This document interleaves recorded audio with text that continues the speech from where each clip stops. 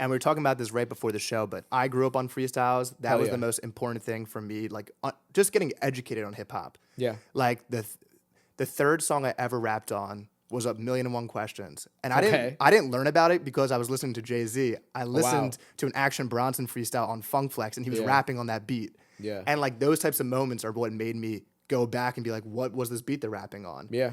And I think that was so important for my education. I'm curious, like, for you, how important were freestyles coming up? Freestyle is extremely important. Like, the Funk Flex freestyles for one was like that was everything, right? And then Rhapsody the Basement, like I always talk about like the Cameron one or oh my god, Lil Wayne.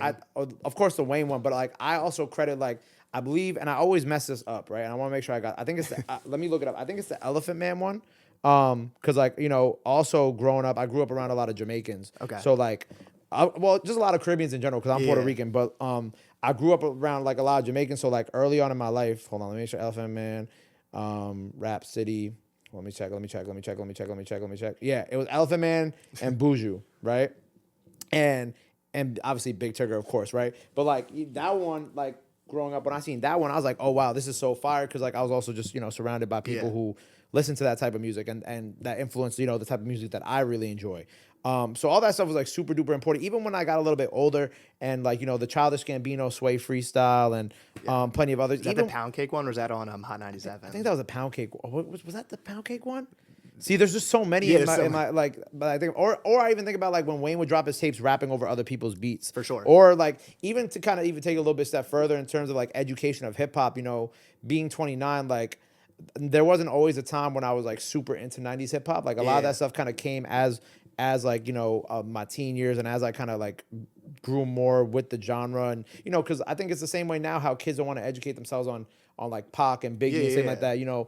Our generation kind of had like a foot in, foot out of that, because Yeah. early 2000s was really like we were really listening to like 50 and Yeah. and whatnot, and then obviously 50 and Wayne and all that, and then once we were in high school, it was all Drake, J. All the Cole, Dat Piff Wale, mixtapes. I mean, Kendrick, I've- the Meek Mill tapes, the I Wiz found Khalifa I found tapes. Tribe Yes. Called Quest because of a Logic mixtape. He rapped over Electric Relaxation. I'm Really? like, this is a fire beat, and like Yeah. that led me to go find a Tribe Called Quest, and I'm like, wait, Midnight Marauders? Like, what is this? Yeah. And that's literally the most important part of like hip hop. That's such a beautiful way that how you found Tribe Called Quest. A lot of the 90s stuff that I was really into, I found through like just collecting vinyls when I was when I was a teenager.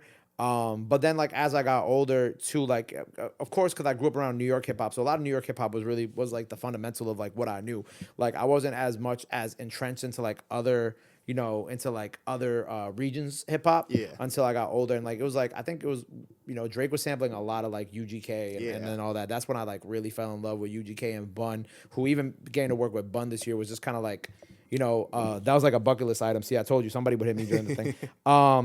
And working with Bun was just very much so like a bucket list item, and I was just so like honored to even do that. And he did Murder on the show, and of course like rest in peace Pimp C. But like that, it was beautiful. But yeah, I got a little off topic. But yeah, freestyle is extremely important. And then I felt like we were missing that for like the younger generation. Occasionally you would see like a couple like maybe Chef or Busy would do maybe a bigger freestyle. I saw the UK was like coming up crazy off the freestyles, with Fumes the Engineer and then GRM Daily. There's that and one show where it's like they rap in a room and it's kind of like a old camera. Do you know what I'm talking about? There's one with like Central C and Dave in there.